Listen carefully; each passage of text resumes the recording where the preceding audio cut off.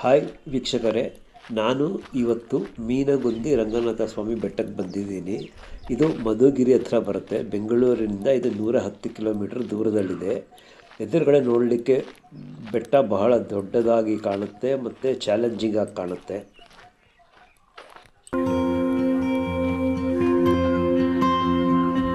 ಈ ಬೆಟ್ಟವನ್ನು ನಾವು ಬರೀ ಕಾಲಿನಲ್ಲೇ ಹತ್ತಬೇಕಾಗುತ್ತೆ. ಸೊ ಇಲ್ಲಿಗೆ ಬರೋರು ತಯಾರಾಗಿರಿ. ಪೂರ್ತಿ ಮೇಲ್ವರೆಗೂ ನಾವು ಬಂಡೆ ಮೇಲೆ ನಡ್ಕೊಂಡು ಹೋಗಬೇಕು. ಬಿಸಿಲು ಜಾಸ್ತಿ ಆದಲ್ಲಿ ನಿಮಗೆ ಕಾಲು ಚೂರು ಚೂರು ಅನ್ನುತ್ತೆ.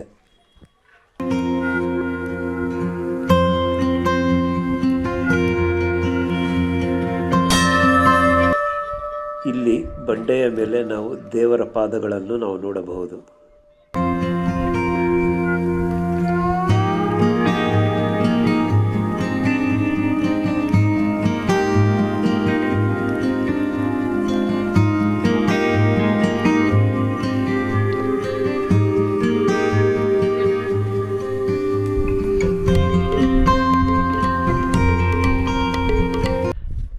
ಈ ಬೆಟ್ಟ 35 ಡಿಗ್ರಿ ಸ್ಲೋಪಿನಲ್ಲಿದೆ. ಒಂದು ಒಳ್ಳೆಯ ಕೆಲಸ ಏನಪ್ಪ ಅಂದರೆ ಇಲ್ಲಿ ನಮಗೆ ಮೇಲ್ವರೆಗೂ ಅವರು ರೇಲಿಂಗ್ಸ್ ಹಾಕಿದ್ದಾರೆ. ನಮಗೆ ಅಲ್ಲಲ್ಲಿ ಮೆಟ್ಲು ಸಹ ಸಿಗುತ್ತೆ. ಪೂರ್ತಿ ಇಲ್ಲ, ಬರೀ ಕೆಲವೇ ಜಾಗದಲ್ಲಿ ಮಾತ್ರ ಮೆಟ್ಲಿರೋದು. ಇಲ್ಲಾಂದರೆ ನಾವು ಬಂಡೆ ಮೇಲೆ ನಡ್ಕೋತಾ ಹೋಗಬೇಕು.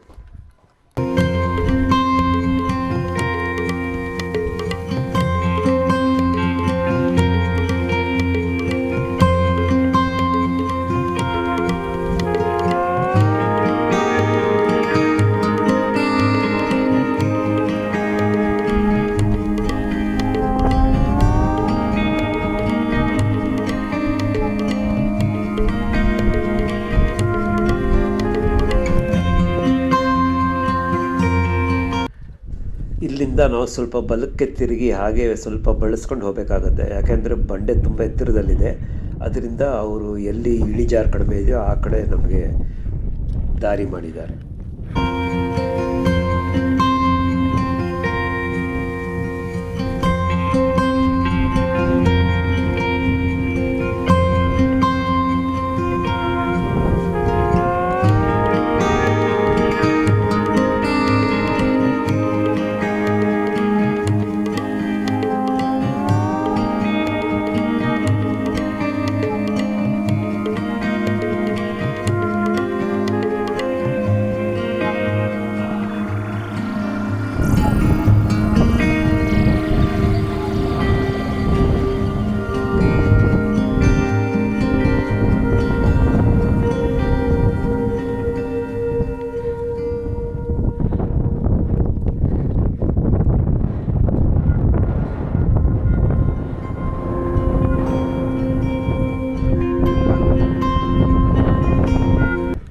ಇಲ್ಲಿ ಒಂದು ಚಿಕ್ಕದಾದ ಕಲ್ಲಿನ ಮಂಟಪ ಇದೆ. ಹಾಗೆ ಇಲ್ಲೊಂದು ಕಲ್ಲಿನ ಹೆಬ್ಬಾಗಿಲು ಸಹ ಇದೆ. ಮೇಲಿಂದ ನಮಗೆ ವ್ಯೂ ತುಂಬ ಚೆನ್ನಾಗಿದೆ ನೋಡಿ. 360 ಡಿಗ್ರಿಗೂ ಸುತ್ತಲೂ ನಮಗೆ ಬೆಟ್ಟ ಗುಡ್ಡ, ದೂರಕ್ಕೆ ಊರುಗಳು ಕಾಣುತ್ತೆ.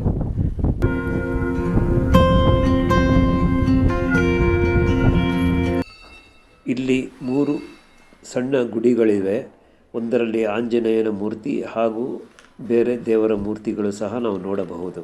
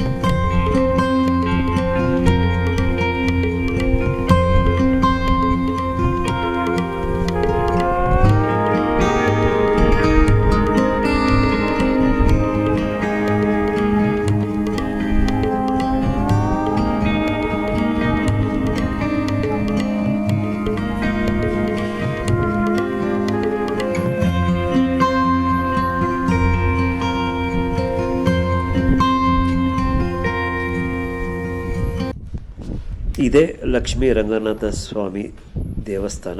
ಒಳಗೆ ನಾವು ದೇವರ ವಿಗ್ರಹವನ್ನು ನಾವು ನೋಡಬಹುದು.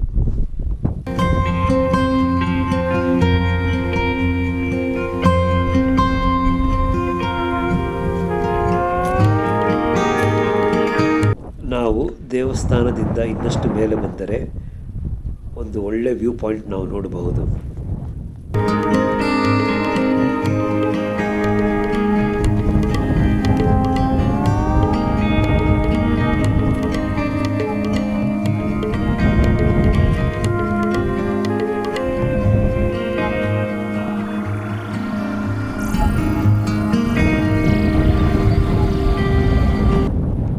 ದೇವಸ್ಥಾನದ ಒಂದು ಸಣ್ಣ ಕೊಳವನ್ನು ನಾವಿಲ್ಲಿ ನೋಡಬಹುದು.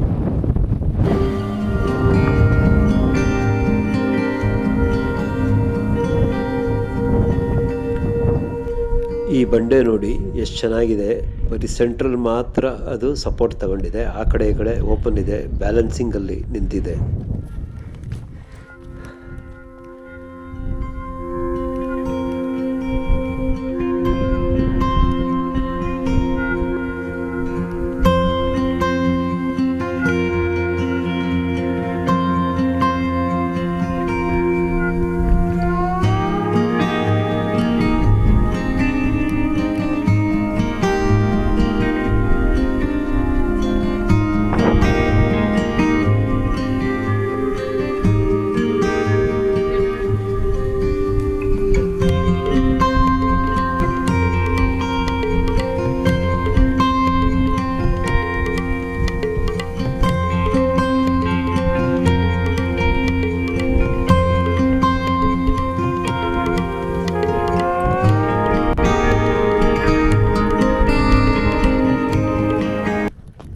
ಈ ಬೆಟ್ಟದ ಲ್ಯಾಂಡ್ಸ್ಕೇಪ್ ತುಂಬ ಚೆನ್ನಾಗಿದೆ.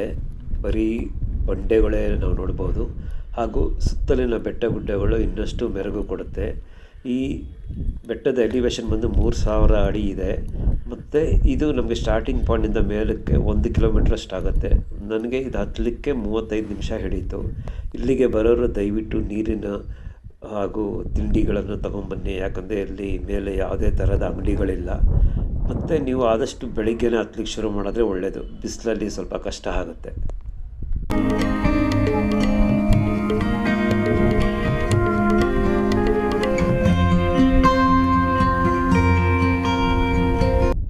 ನಿಮಗೆ ಈ ವಿಡಿಯೋ ಇಷ್ಟ ಆಗಿದ್ದಲ್ಲಿ ಲೈಕ್ ಮಾಡಿ, ಶೇರ್ ಮಾಡಿ, ಸಬ್ಸ್ಕ್ರೈಬ್ ಮಾಡಿ. Thank you.